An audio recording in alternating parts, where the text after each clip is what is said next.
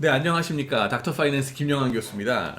지난 시간에 이어서 우리는 그 센치멘트 인덱스 그리고 센치멘트를 어떻게 퀀티파이 할까, 이 숫자화 할까에 대해서 같이 보고 있습니다.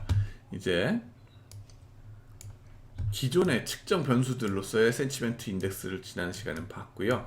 그다음에는 이번엔 빅데이터를 활용한 새로운 측정 변수들 뭐 어디 없을까 하는 거를 보는 겁니다.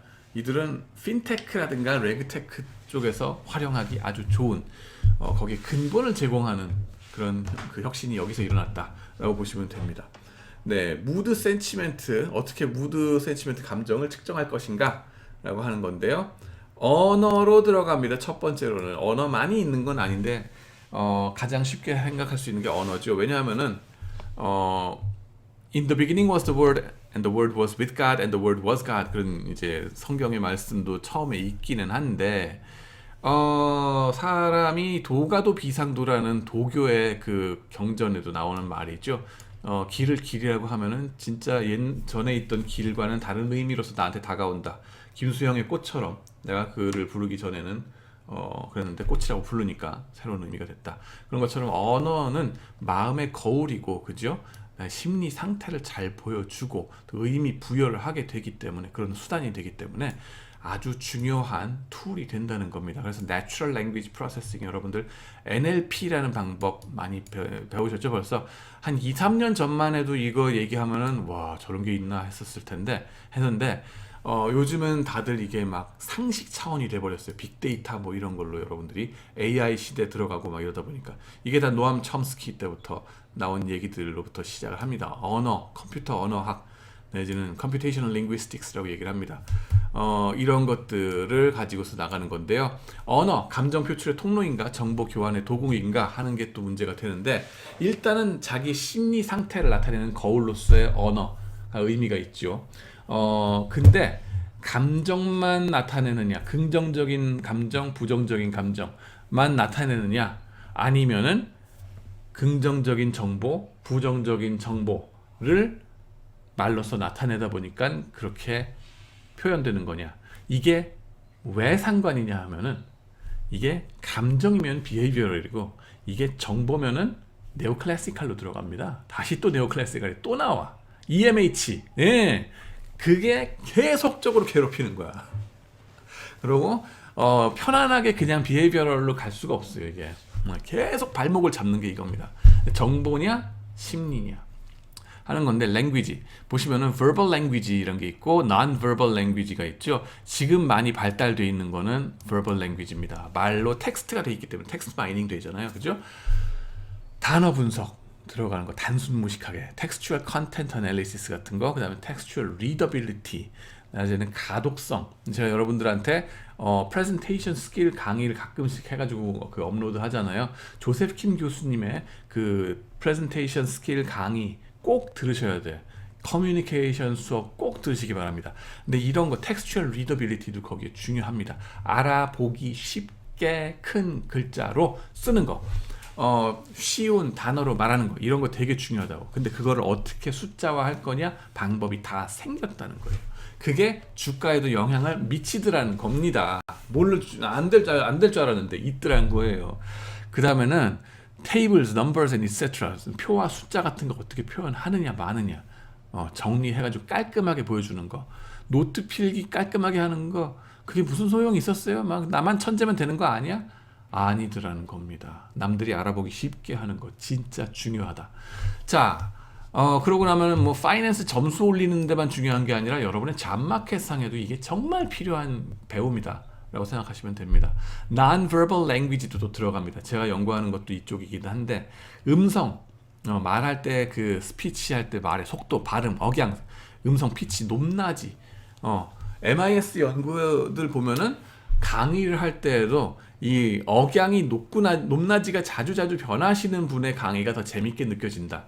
모노톤으로 도도도도도도도도도 이렇습니다, 저렇습니다, 이렇게 얘기하면은 다 학생들이 졸아가지고 전달력이 없어서 뭐 말짱황이더라. 뭐 이런 연구들도 벌써 나옵니다. 투자자들한테도 영향이 간다는 거예요. 왜냐하면은 그 earnings conference call이라는 거 하잖아요. 분기 실적 보고하는 conference call 할 때 그거를 재미있게 얘기를 일목요연하게 또 이렇게 다이내믹하게 얘기하느냐 아니면은 시체처럼 베베베베베베 이러면서 얘기하느냐에 따라서 투자자들이 알아듣는 게 다르다고. 그 얘기입니다. 그러면서 그게 주가에 나타난다고. 빨리 반영이 되느냐 아니면 지드하게 반영이 되느냐 이게 차이가 된다는 거죠. 못 알아먹겠어요 저 사람 말하는 거. 그런 게 문제가 되거든. 얼굴 표정, 그 다음에 body language 말하는 거 있죠. 우리나라 학생들 참 이거 참고적으로 말하는데 body language가 진짜 취약합니다. 여러분들 외국계 은행에 취직하고 싶어 하시잖아요. 솔직히 골드만삭스 회장 나와야 될 거 아니야. 내 제자들 중에는 블랙락 회장이든 그거보다 더한 에셋 매니저 회장 나와야 될 거 아니에요. 근데 여러분들이 그 외국계나 글로벌 기업에 인터뷰할 때 가장 큰 복병이 이겁니다. 복병이 첫 번째로는 음성에서 배에서 나오는 목소리 안 한다는 거, 목에서 나오는 소리로 내시처럼 이렇게 말해서 자신감 없게 들리는 거. 두 번째로 큰 복병은 바디 랭귀지입니다. 여러분들이 발표시키면은 한국 학생들은 외고를 나왔어도 팔을 안 움직여. 진짜 희한하게 그 정말 얼굴만 이렇게 하면서 이렇게 얘기를 합니다.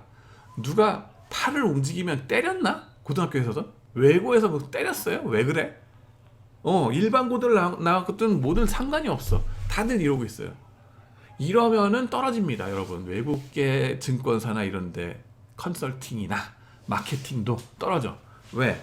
외국의 애들은 이게 자연스럽게 프로페셔널하게 바디 랭귀지가 맞춰서 나오거든요.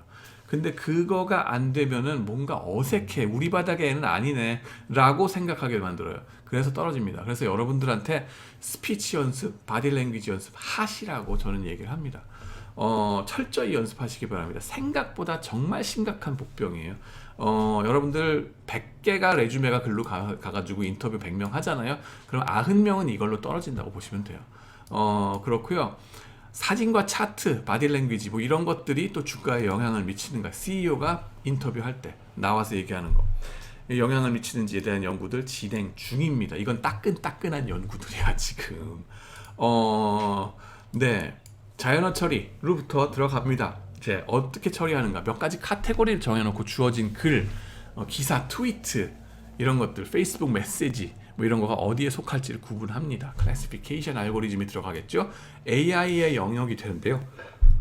예를 들면 뉴스 기사를 국내 정치, 국제 정치, 경제, 엔터테인먼트 등으로 구분하는 것도 일단 중요하고, 타픽별로 여러분들 뭐 레이턴트 리슐레이 모델 뭐 해가지고 타픽 모델링 뭐 하는 거, 천진석 교수님 이제 인사관리 쪽 수업인가 뭐 이런 것도 들어보시면은 이런 거 나옵니다. 퀀티파이 하는 거, 인사관리인데 재무랑 무슨 상관이에요? 그 테크놀로지에 있어서는 똑같이 씁니다. 그런 타픽 모델링 같은 거 중요하고요. 그 다음에 종목 토론방에서 메시지들을 바이, 홀드, 셀로 구분하는 거, 이것도 중요합니다. 나이브 베이지안 해가지고 긍정 메시지, 부정 메시지를 우리 어떤 통에다가 집어넣는 거예요. 클래시파이. 그 다음에 서포트 팩터 머신이라는 것도 나오고, AI 쪽에서 여러분들 수업 들으면 머신러닝 쪽에서 들어봤을 거예요. 이런 것들 많이 쓰입니다. 그 다음에는 이게 이제 크게 보면은 이런 것들이 다 디스크리트하게 분절적으로 카테고리를 정해놓고 거기다가 박스에다 집어넣는 거, 그런 방식이에요. 얘는 바이, 얘는 홀드, 얘는 셀. 어느 정도 바이건 어느 정도 긍정적이고 부정적인 거가 이렇게 연속선상에 있지를 않아. 디스크리트하게 띵 떨어지고 띵 떨어지고 띵 떨어지는 거예요. 오케이? 두 번째 큰 카테고리는 뭐냐면 한 가지 차원에서 연속선상에 긍정 부정의 스코어를 매기는 겁니다. 그래가지고 얘가 바이어라고 하는 게 아니라 바이다라고 하게 얘기하는 게 아니라 어느 정도의 뭐 100점 만점에 뭐 한 97점 뭐 이런 식으로 나가는 거지. 네, 뉴스 기사 보시면은 이런 식으로 우리는 알고 있죠. 뉴스 기사라는 게. 그래서 요즘 이 컴퓨터로 AI를 동원해서 텍스트 마이닝으로 뉴스 아티클들을 데이터베이스화 하는 거, 숫자화 하는 거, 랭귀지 톤을 그거 어떻게 하느냐, 첨단 기술 하려면은 조금 맛배기로만 좀 같이 봅시다. 어떤 데이터가 있는지만. 렉시스넥시스라고 하는 건 우리 학교도 지금 서브스크라이브를 합니다. 근데 진짜 필요한 건 팍티바 혹은 그거보다 더 좋은 거예요. 블룸버그에서 나온 거 직접 다운로드 받는 거거나. 근데 팍티바 같은 거는요. 그런 거는 비싸요. 데이터베이스 서브스크라이브 해줘야 됩니다. 이거 NTU에서 싱가포르에서 하고 있고 웬만한 리서치 스쿨에서 다 하고 있고 공대 우리 학교에서 공대에다가 지원하는 그 연구비에 한 100분의 1만 갖다 투자해도 이건 살 수 있습니다. 근데 우리 아직 없어요. 자, 팍티바에서 어떤 식으로 뉴스 아티클 데이터베이스가 나오느냐? XML로 나옵니다. 이런 얘기 데이터베이스 사야 된다고 얘기를 하면은 늘 저쪽에서 하시는 말씀은 그거 네가 코딩을 몰라서 파이썬으로 그냥 갖다가 나오는 조선일보의 뉴스 아티클 갖다가 컬렉트하면 돼 라고 말씀하시는데 우리의 리서치 규모를 모르셔서 하시는 얘기예요. 스크롤링 해가지고 되는 거는 최근 몇 년 것만 해가지고 이렇게 해다 보니까 수백 종목 가지고서 수십 종목 갖고 되더라 하는 어린애 장난하는 뉴스 그런 테스트는 그걸로 돼요. 근데 싱가포르에서 하는 거나 아니면 국제적인 탑저널 가는 그죠? 파이낸스 쪽에 해서 진짜 시리어스하게 헤지펀드에서 하는 리서치는요. 그 정도 갖고 안 됩니다. 팍티바에서 DB는 90년대부터 수십 년 그죠? 데이터를 뉴스 아티클 데이터를 원본 있는 대로 다 갖고 온다고. 다 갖고 오는데 텍스트를 갖고 오는 정도가 아니라 여기 보시면은 픽사라는 회사를 서치 키워드 해가지고 제가 모든 뉴스 아티클을 다 다운받았는데 그 중에 100개 단위로 XML 포맷으로 받았어요. 그러면 어떤 현상이 벌어지냐면요. 자, 이 인터넷 익스플로러의 형식으로 열었습니다. 그러면은 여기에 뉴스 아티클 하나하나당 아티클 카운트 100개인 거 눈에 보이시죠? 아티클 하나하나당 액세션 넘버 이거 신문 기자 하시는 분들이 아는 거예요. 우리 사람의 주민등록번호처럼 신문 기사 하나하나 그 수천억 개 되는 기사 하나하나가 고유 번호가 이렇게 어사인 돼 있는데 자동적으로 다 피드인이 돼서 보관이 돼 있어요. 얘네는 그 다음에는 레퍼런스 뭐 이 아티클이 어떤 랭귀지로 돼 있는지 어느 회사에서 나온 건지 카피라이트는 어디가 먹혀 있는지 그 다음에는 이런 것들이 헤드라인은 뭔지 그 다음에는 리드 패러그래프라 가지고 가장 여러분들이 주목하는 게 헤드라인하고 첫 번째 패러그래프 보고서 넘어가잖아요. 거기에 무슨 랭귀지가 나오느냐에 따라서 감정이 확 달라질 수 있잖아. 정보도 확 달라지고 그 헤드라인만 따로 여기다가 모아놓은 거고요. 패러그래프 그 다음에 테일 패러그래프라 해서 리드 패러그래프 이후에 그죠? 헤드라인 이후에 리드 패러그래프 첫 번째 패러그래프 이후에 다른 패러그래프는 따로 또 이제 자기네가 보관을 합니다. 그 다음에는 이게 어느 날짜에 몇 시 몇 분 몇 초에 저것도 영국 스탠다드 그리니치 타임으로 해가지고 이 타임 스탬프가 다 나옵니다. 이게 왜 중요하냐고요? 이게 데이 트레이딩 정도가 아니라 마이크로 스트럭처라고 합니다. 매 초당 여러분들 하이 프리퀀시 트레이더 얘기 나중에 나올 거예요. 이거를 하려 그러면은 몇 초에 뉴스 아티클이 나왔는지 그거에 따라서 초당 주가 변동이 어떻게 됐구나 하는 걸 갖다 때려 잡습니다. 제가 부시 앤 그린의 그 CNBC 그 방송할 때 바르티노모가 어떤 말을 할 때 그 초의 뉴스가 어떻게 갔다, 주가가 어떻게 움직였다 하는 거 보여드렸잖아요. 그런 스터디를 하는 데는요, 이런 몇 시 몇 분 몇 초에 최초 보도됐다 하는 데이터가 나와야 돼요. 이거는 우리가 웹 크롤링 정도 해가지고는 안 나옵니다. 그거는 잡을 수가 없어. 이거는 송고를 할 당시의 데이터가 팍티바에 잡혀있기 때문에 사야 돼. 자, 그러고 나서 source name, 로이터스 뉴스 나옵니다. 그 다음에 더 기가 막힌 게 나와요. 송고를 함과 동시에 그 랭귀지 텍스트에서 어느 회사에 대해서 했구나, 회사 이름 잡히죠?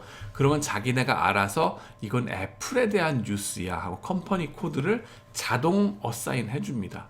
그럼 한 회사만 잡힐까요? 아니죠. 한 뉴스 아티클에 여러 뉴스 여러 그 회사들을 다 언급을 하잖아요. 그것들 다 잡힙니다.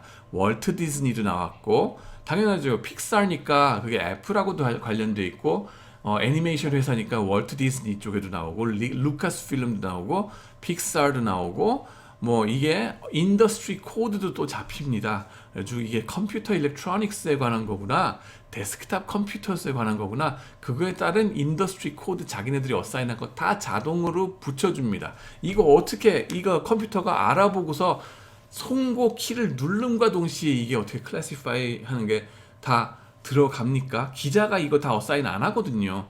근데 이거를 다 알아서 어사인 해주는 방식 좀 이따 배울 겁니다. 기다리세요. 그 다음에 인더스트리 코드 아직 안 끝났어요. 시네마, 필름 프로덕션 해가지고 잡을 수 있는 데까지 다 잡아. 그게 XML에 잡힙니다. 그 다음에는 이게 어느 나라에서 이게 나왔고, 어느 또 뭐예요, 대륙에서 나오고, 또 타픽 코드 같은 거, 뉴스 서브젝트 이런 것들도 어느 뉴스 카테고리에 들어가는구나, 이거 엔터 뉴스야, 어느 지역의 노스 아메리칸 뉴스야, 정치적인 내용도 들어가 있어, 정치 코드 들어가죠. 뭐 이런 것들 쭉쭉 나옵니다. 그리고 패러그래프 그 이후에 무슨 얘기들 쭉쭉 다 나오고요. 이런 식으로 해가지고 100개의 뉴스 아티클들을 다 자동 데이터베이스화해서 XML로 저장해 놓은 게 저쪽에 팍티바에 들어가 있습니다. 그러니까 우리가 돈을 써서 팍티바를 서브스크라이브 해야 되겠죠. 1년에 거의 1억 원씩 들어갈 거예요, 이거 하는데. 그래서 공대에다가 투자하는 돈의 100분의 1이라도 투자하면 이런 거를 우리가 갖다 쓸 수 있고, 빅데이터 발전 우리가 스스로 시킬 수 있다 하는 겁니다. 자, 그렇게 해가지고 XML 포맷으로 나가는데, 그런 것들 데이터베이스화해서 SAS로 열어보면 어떻게 되는가, 저거 우리가 SAS로 열어보면 어떻게 되는가에 대해서는 다음 비디오에 여러분들한테 말씀을 드리겠습니다. 시청해 주셔서 감사합니다.